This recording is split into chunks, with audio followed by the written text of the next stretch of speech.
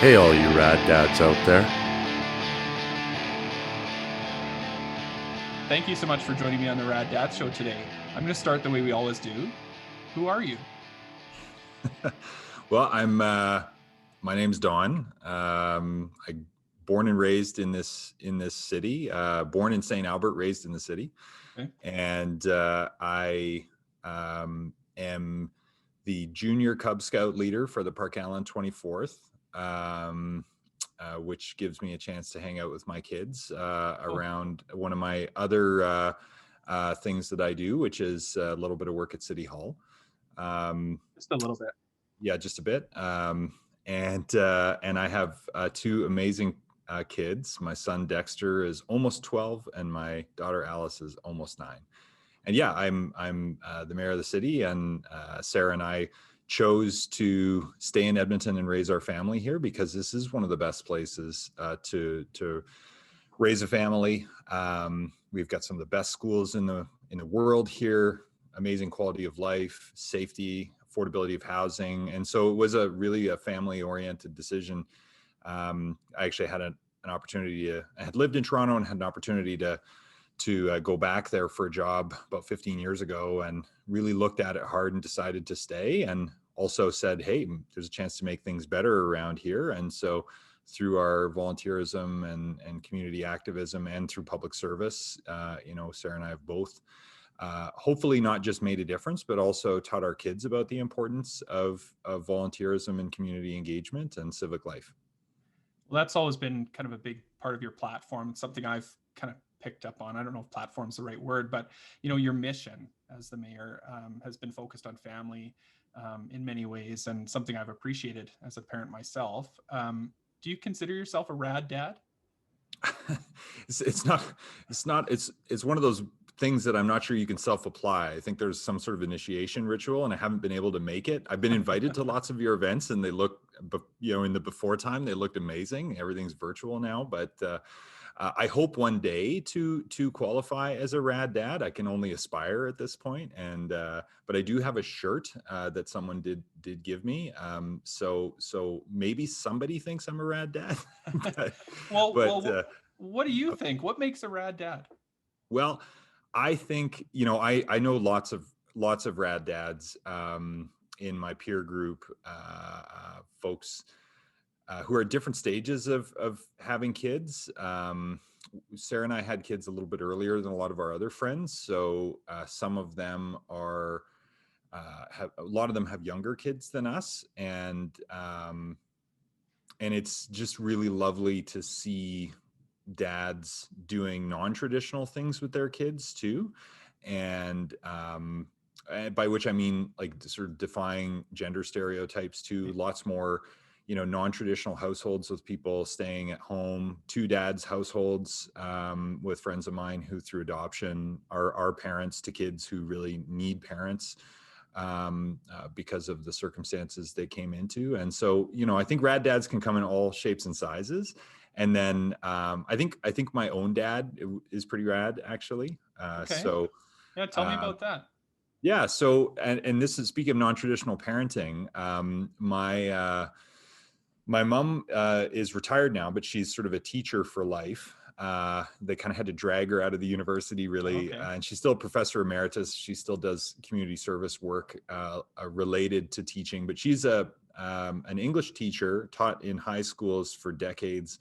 Then along the way got her PhD and became a professor, and was at the University of Alberta for decades as well. So, long after she had a full pension, she was still like, no, this is what I want to do, right? So she's sort of not quite working for free, but really working for the love of it. But she was, especially when she went to Calgary for her PhD, which was a lot of traveling back and forth.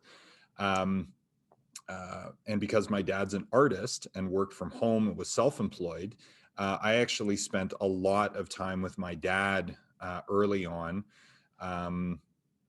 That is different than a lot of my peers whose dads worked, and either mums also worked, or mums were more traditionally the home-based parent. And so we had all kinds of rad adventures. I remember he was installing a beautiful piece of public art in a park in Saskatoon, and anyone who's been to the park near the old art gallery would remember these two-dimensional cutout figures that are kids that you can interact with. And I got to hang out with him while he was making that art with his partner in time, Tommy Galley. They were called the Spruce Brothers, and they did all these public art collaborations back in the 80s. And I got to like go along with my dad on these, like to industrial places where steel was getting cut. And like when we had this flat deck truck and we delivered this art to Saskatoon. And so I have these amazing memories of being in the art scene with my dad. And he was involved with Latitude 53 in the early years as well. And there was all these intellectuals smoking cigarettes all the time. And so I got to interact with all these interesting people who were older than me. And I should add, I'm an only child. So that, I guess, helped me be okay with hanging out with people who are a lot older than me, which was really handy when I became a city councilor at 28. That's right. So yeah, it sounds like you had, you kind of referenced this, but a bit of a maybe non-traditional experience with your dad based on the time that you were in. And we talked to lots of dads about this at, you know, kind of in our age group. I'm kind of lumping myself in with you. I'm not sure exactly how old you are, but you know, it was a more traditional type of situation for most families, even at that point. And certainly as you go back 10 or 20 years before that, right? It was kind of dad at work and maybe mom was at home, maybe mom was working, but a lot of those parenting sort of roles, you know, traditionally fell on mom. So that's certainly evolving these days, which you've alluded to. So where exactly were you in your career when you had kids? I was in my first term on city council. So I was elected at 28 in 2007. I'm coming up on 42 now. And so to answer your age question, so Dexter was born in 2009. Almost exactly the halfway point between elections. We were very lucky with the timing. And then our daughter Alice was born almost exactly 3 years later at almost exactly the midpoint between the 2010 and 2013 elections. So my son was 4.5 when I became mayor, and Alice, there's a great picture actually I have in my office of me holding her on election night when I became mayor, and she's 1 and change there. And so she doesn't remember that, but Dexter vaguely remembers dad becoming mayor. And so they've grown up with their dad being the mayor, which I gather has pluses and minuses on the playground. It is a certain aura of protection, but also I think it is in a way that they've never known it any other way. I'm sure it is odd to have a parent who is high profile in the community. And so yeah, that's the chronology of it. Interesting. Okay. So did you have any fears about becoming a dad? Huge fears, actually. I mean, I think a lot and on 2 layers. One, like I think the questions that anyone who's the least bit reflective should have, which is like, am I going to screw this up? This is a huge responsibility. You know, these lives are on the line, right? Lives depend on you. So I think there's that natural kind of question, that bit of anxiety about how will this go? And this is a huge responsibility, not to be undertaken lightly. So, you know, certainly I think I was not alone in that. But I just wrote a piece about the other layer of this for me, which was actually climate anxiety. And I got to be involved, and the piece came out in an anthology that's just been released called MIDLIFE, that my wife Sarah and her a colleague of ours from the old campus newspaper days, where 27 of us got to know each other, and who ended up becoming contributors to this book. But Sarah and Jen had this idea of producing an anthology as a COVID something to do get together project, and it became a reflections on midlife.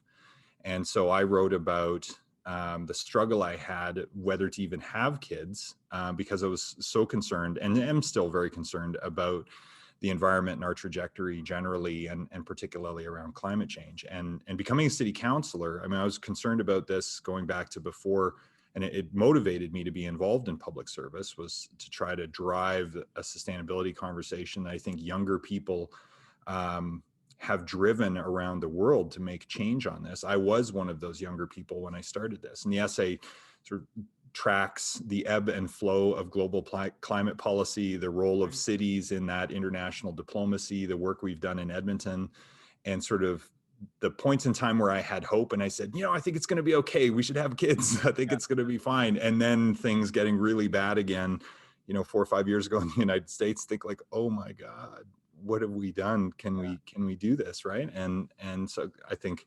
I'm glad that I had kids, though, because they have provided a laser-like anchor focus. Sorry, that's a very mixed metaphor. an anchor and a laser-like focus. Yeah. To stay true to particularly the work on climate, but also zooming out just a little bit, like you alluded to this at the beginning. My key performance indicator isn't, winning the next election or the next news cycle or anything. My real key performance indicator is building the kind of city that my kids are going to want to stay in. Right. Because so many of my peers didn't see Edmonton as that place. And even I left for a couple of years and tried Toronto. And I think it's easy to take this place for granted, but, and so I don't anymore, and literally am, giving public service to try to make things better here in the city.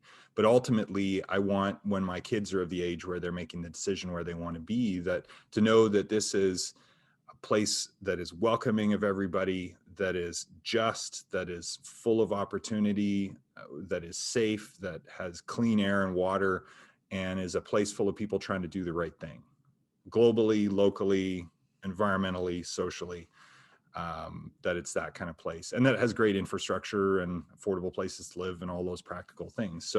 So my kids have kept me really grounded in that intergenerational arc of justice, which has, if you look at it, is in our new city plan, is in our energy transition plan, is in our plan to end poverty in a generation, is in our work to end homelessness. All of those things are tied to that objective, for not just for my kids, but for everybody's kids and the next generation of leaders in the city.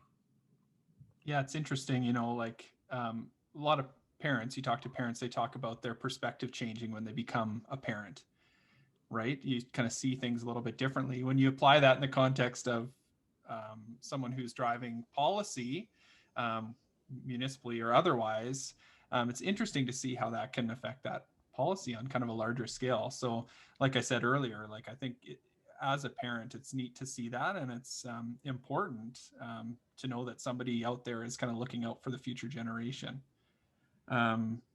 So your kids have obviously affected, that side of things for you. What would you say are the most rewarding aspects of being a father? I think, my kids have taught me innumerable lessons about patience and empathy, and because I think it's so much easier to understand when they're lashing out, that pain or whatever the stimulus is, it's a lot easier to see the stimulus and the response. And it's a lot easier to not take it personally, till they get older and they really find your buttons, I hear, but they're not there yet. But I think that, that is the compassion and the humanity that we need more of for each other in the world, period. And that was before the pandemic. I mean, right.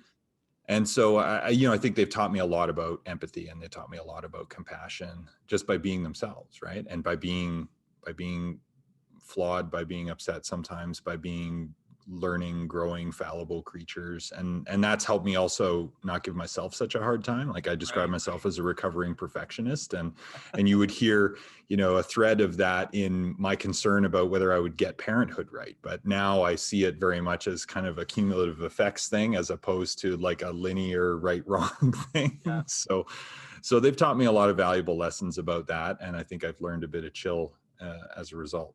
Yeah, isn't that funny? You become a parent, and I find it's the least chill thing ever. but it does teach you to kind of relax a little bit. And I'm kind of the same way, but type A perfectionist kind of person. And you just learn at a certain point, okay, I need to give this up. Like there's no way to achieve perfection in this chaotic environment. So I want to get back to something you said a little bit earlier.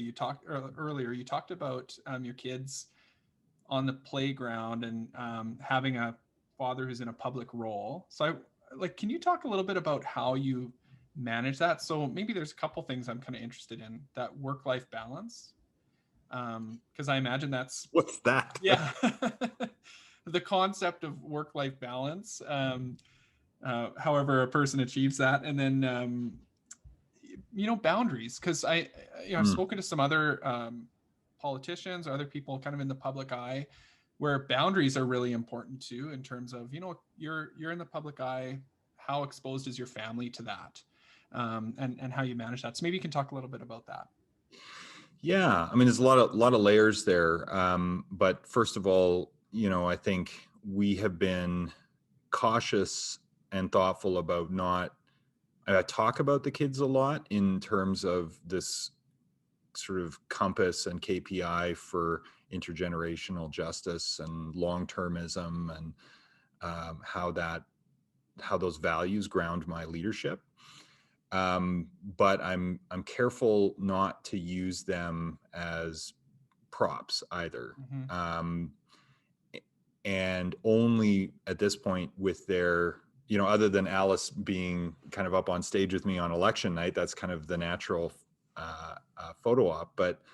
But outside of that, we've been really selective about that. And but they have gotten to take some very cool field trips as a result of this. Sure. And Dexter is really excited to ride on the Valley Line when we get a chance to go check that out, because he's sort of watched that get built and heard about how important it is, and is a big believer in public transit and loves the train. But in and I talk about him quite a bit in the essay, because there's a funny story about how a particular policy point got emphasized, which we can talk about in a minute. But yeah, I mean, at this point, only, I wouldn't put a photo of him up without his permission, right? Because his consent matters, and his privacy matters. And we've had nothing but excellent and thoughtful support from the school, the Scout Pack, others who keep things very chill, but also know that they're are just mindful of some of the extra dimensions and considerations. And so yeah, there is some extra complexity to it, but it also comes with some phenomenal opportunities, some behind the scenes peaks, some chances to meet people. Dexter came with me to when I got to interview Bill Nye the Science Guy on the stage at the Jubilee Auditorium, and he got to meet Bill, and Bill signed something for him, and they got a picture together, and Dexter just treasures that. And most kids aren't going to get to do that, right? So he's going to have some amazing memories like that offset some of the other complexities that arise from it. But the other thing is, like, they're at the age where it's still kind of cool, I guess, for his peers that people they know mayor's a thing. I don't know if they know how much it is, but it was also really cool for me to drop into his class, and I'm looking forward to doing the same for Alice's class, to be the guest when they were looking at local government in the curriculum, right? And talking about democracy and having those conversations with him. And then the other day, he started asking me about taxation, and then came to the same conclusion about tax reform that most economists come to on his own after a rich discussion. So he's paying attention, which is awesome. And Alice is a little bit younger, but you can tell she really cares about people and cares about issues too. And so I think she's going to come into her own on that too. I'll be excited to see what, 30 years from now, what having had this kind of experience when they were very young will mean for their service and their development in the future. Right. Yeah, it's so cool. I can't imagine what it would have been like, to be a young kid and have some of those opportunities there. But certainly coming to terms with kind of having to share your dad with, all these other things that are required of you as well. So it sounds like you guys are kind of managing to find that balance.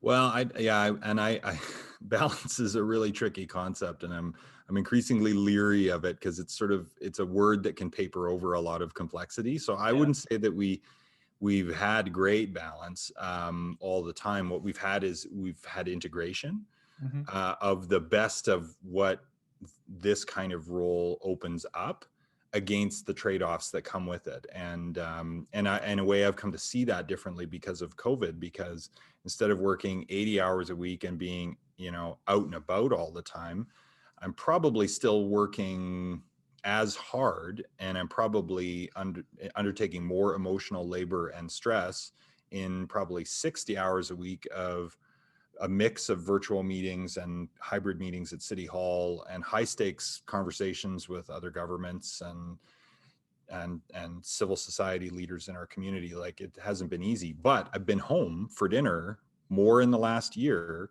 than in the last 10. Right. And that's been lovely, actually. So that's also shown me that, a couple of things, like maybe there's different ways for us to do this. Maybe it's not healthy to work 80 hours a week and be out every night. And that the change in pace has given me kind of a pull focus and some perspective on that. So I wouldn't say I've achieved balance. Well, that's a moving target, right? I think it is for everybody, finding that balance. That's always a moving target.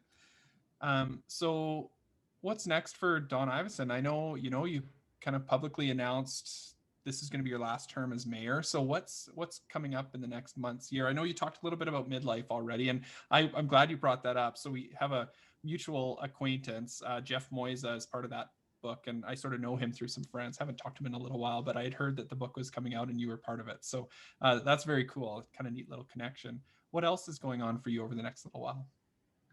Well, yeah, being like the treasurer of this little social enterprise publishing project is off the side of my desk on top of other things, and we'll see where it grows, though it's done phenomenally well. And I'm really proud of Sarah and Jen and all the other people who volunteered on this. And Jeff was actually coordinating distribution out of Toronto where the printers were. So, a lot of people have labored to make this fun little thing happen. It's got some very heartwarming and moving pieces in it too. But I don't think it'll be publishing. I did my time in the media and publishing business back when there was such a thing. There's not much of it left. So I don't think it's going to be that. But yeah, I really don't know. I do know I won't be the mayor of Edmonton after the end of October here. And after 8 years in this job and 6 years on city council before, I do feel a lot of satisfaction about the trajectory we have put the city on, in spite of the headwinds that we have here economically and with the pandemic and some of the challenges that we have, which I won't go into. Trying to get certain things resolved. So I think, my public service, because I do have a sense of unfinished business. I'm committed to the goal of ending homelessness and have pushed very, very hard and got the federal government to up its ambition considerably. And we're still on a pathway to get there, but it's not going to happen by October. I'm going to still be active on issues like that of justice that matter to me. And I've spoken elsewhere about why that's important to me. So I won't go into that here, but and there's all kinds of other possibility. Some of what's happening in the energy transition space, and some of the opportunities for this region around green buildings and hydrogen and smart infrastructure, tech-enabled, machine learning-enabled smart city solutions. This is all pretty jargony stuff, but I've been immersed in this jargon for a while and met some pretty extraordinary people from across the country and around the world working on these things. And so maybe I'll get to work on some of those kinds of things carrying on. So it's not going to be like a hard stop from the issues and the technologies and most importantly, the people who I've met who are doing just inspiring things. So, I hope I'll get to continue to work on some of those some of those kinds of things going forward. But I probably could use a break as well. So, so yeah, I don't know. I'm honestly trying to figure that out right now. But though, again, my primary focus is, I mean, there's still a very active public health crisis and economic challenges in our community, lots of transitional issues. The politics isn't getting any less complicated. So primary focus is still very much trying to lead this community and this organization through this continuing challenge. So that doesn't leave me a lot of time to have high anxiety about what I'm going to do next, but so we'll see. Figure it out later. Yeah. Well, but I do hope that, you know, as with the last year, I'm going to have some more and different opportunities to do neat things with my kids and have some other different kinds of adventures that people can have when they're not pulling those kinds of schedules and not getting called in the middle of the night when things are going awry and all those other things that have been a part of my life and a part of their entire lives. Right. Well, I want to thank you, first of all, for your time today, for your contribution to our city. You know, personally, big fan of yours, and I'm looking forward to riding the west leg of the LRT when it comes out that way.